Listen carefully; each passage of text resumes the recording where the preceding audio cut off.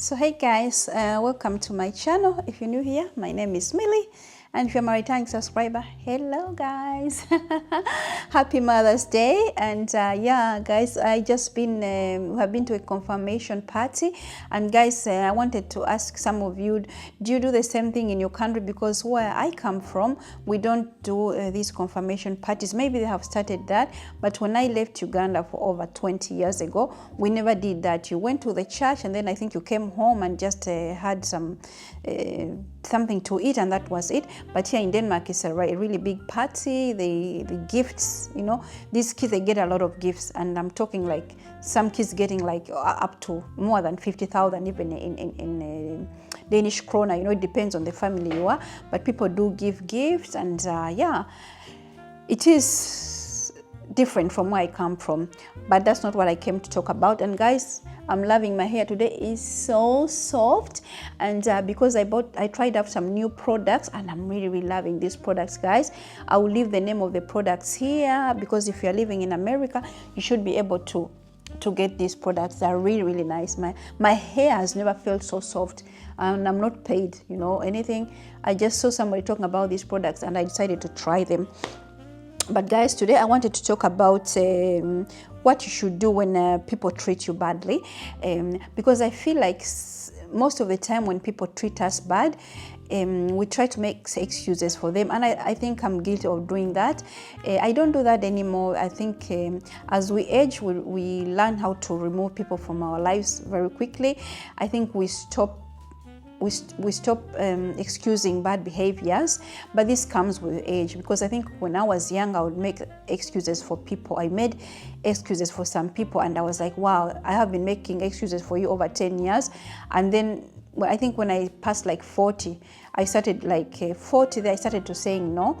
And no, we cannot be making excuses for bad behaviors, especially from grown-ups, you know. So these days I don't do that. I remove toxic people from my life. I don't make excuses for them, because sometimes when I remove somebody from my life, it's because I've been giving them chances in the past years, and now the people I'm removing from my life, the people I'm not wanting to deal with, is because I've been excusing their behaviors. And now I'm like, wow, we have been going through this like for 20 years and you're not changing. Goodbye, and yeah, good luck. So, but I think mostly all the time when you have low self-esteem, it's also easy to excuse bad behaviors, especially when you don't love yourself. I think when we don't love ourselves, it's easy for us to excuse bad behaviors. I think you see those relationships where like women or even men are being really treated badly, and you're like, wow, why is this person staying? But I think most of the time it's like low self-esteem. You don't love yourself, and you don't think you can find something better. It must be only that, you know. Or somebody has made you feel like you can't find something better, and then you stay in situations that are really not good for you. And sometimes our friends or our family, they tell us, but because when our friends tell us like, wow, you are in a bad situation, I think sometimes we just don't want to listen, or maybe we wanted them to tell us different, or we wanted to tell us, oh, just stay in and work it out. Because I think sometimes people in their head, they have made up their mind that they're not gonna stay, but they maybe want to talk about it. And then when they tell you and you are telling them, wow, that's a bad situation, you shouldn't be there, then they might even not want to talk to you anymore. And I think what happens sometimes when people tell their friends about the situation they're in, and their friends try to advise them what to do, and they don't like the advice, then they just close off, and then they don't tell anybody. And then you end up like walking around with all this burden by yourself, depressing yourself, because you don't want to talk about it, because you don't want to hear what the people what the advice they're giving you. I think sometimes when you're in these kind of situations, it makes you feel like you're unworthy, like you're not loved, and like you're not appreciated, you know. Being in a place where somebody is treating you poorly, you're just gonna feel like you're unworthy, like you're unloved. And I think when you stay in for a long time, I think you actually start believing it. You start believing you're not worthy of love. You start believing like you're worthless, you know.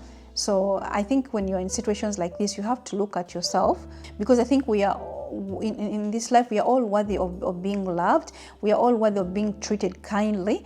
We have to demand to be treated kindly, and it doesn't matter in which kind of relationship you are in. It doesn't matter if it's a love relationship, friendship relationship. We have to be in a relationship where we feel like we are treated the way you want to be treated. I think if you find yourself in a situation where a person is not treating you the way you want to be treated, I think you have to ask yourself a question. I think sometimes we need to back away from the person and ask ourselves, like, why am I letting this person treat me like this? Yeah. Why am I allowing this person to have these behaviors towards me? I think that's how you have to ask yourself. You can't, it's not, sometimes it's not about the other person, because that person is the way they are. That person has issues in their life, because when we meet friends, when we meet our spouses, they're strangers to us. So this person has issues from their past. This person maybe wasn't treated nicely in their past, and they may be treating you in this way, but it has nothing to do with you. I think you have to take a step back and ask yourself, why am I letting this person treat me like this? Why am I allowing this behavior? Because I think sometimes if you sit down and ask yourself, I think you're going to find the answer, and I think that can even help you make better decisions. Because I honestly think you have to look at the other person, because sometimes I think you are the problem. Let me talk about it. If I'm letting somebody treat me like that, then I'm the problem. Because why am I allowing that? Why am I allowing somebody to treat me like that? I have control of who I let into my life. I have control of what I'm going to put up with. So sometimes you ask yourself, like, how much do I want to put up with? If somebody is really, really not kind to you, you have to say, do I want to put up with this one? So it's in your control on how much you're going to put up with. It's in your control. So if somebody is treating you bad and you're not doing anything, you're giving your power to them. You cannot go and change how that person is behaving. Absolutely not. If people are going to behave like the way they want to behave, I have seen that in my life. Like, people behave and have been giving them chance, they continue behaving the way they want to behave. I cannot change how they are behaving, but I can change how I react. I can change on what I put up with. I can change my mind on what I'm going to allow and what I'm not going to allow. I think you can change on what you're going to allow, and I think that takes courage. I think that takes maturity. I think that takes self-reflection. When you decide, like, enough is enough, it's not easy, but sometimes you have to say enough is enough and just pull yourself back from a situation. And I think some people, they need a bigger plan, but for some people, you can just pull yourself out of the situation. And I think when you're going to take the decision, decide to leave, it takes a lot of strength in able to move out from these situations. And I think it all comes down to how much you love yourself, how much you care about yourself, and how much your well-being is important to you. Because I think if your well-being is important to you, then I think it's very, very easy to make a decision. I think if you love yourself and care about yourself, I think you're going to decide, okay, this person is not worth me going crazy. This person is not worth me going in a depression. Is this person worth me going becoming sick? Is this person worth me being mentally broken down? And I think then you can make a decision. And I think sometimes maybe, like, people think, oh, I don't want to confront the person, I don't want to confront the situation, I don't know, like, I have known this person for a long time, and some people, they say, oh, you can't live without telling people why you're leaving. But for me, I believe in also living in silence. I'm that kind of person, and I think I'm not going to live in silence if the person, I've just known the person for a short time, because I always want to give people a chance. But if I know we have been doing this again and again and again, it's been 1, 2, 3, 4, now we are like in 7 years, and I can see you're still behaving like that, then I'm like, I can live in silence. Yeah, I think I'm at that age. I think a lot of us women in this age, past 50 and sometimes even just 40, I think we're there. We just don't want drama in our lives. We are so focused on having a peaceful life, and if it means going in silence, we go in silence, we don't have to explain. Because I'm telling you, by the time you decide to leave a person, like, I don't think people wake up one day and they're like, oh, I'm done with this person for no reason. I think by the time you decide to leave a situation, it's because you have had enough. And you know what? If people can't, because I always feel like people say, oh, you should tell the person and maybe they can change. But honestly, sometimes I feel like I don't have time to teach grown-up people how to behave. If a grown-up person cannot behave, if a grown-up person can't see what they're doing is wrong, then it's not in my power to be teaching them how to behave.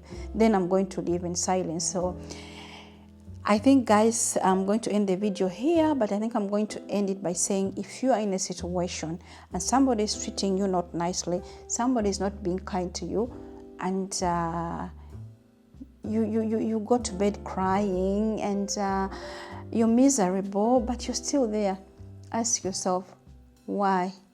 Why am I letting this person who is a stranger? And sometimes I think if it's our kids or something else, then we need to try and work it out.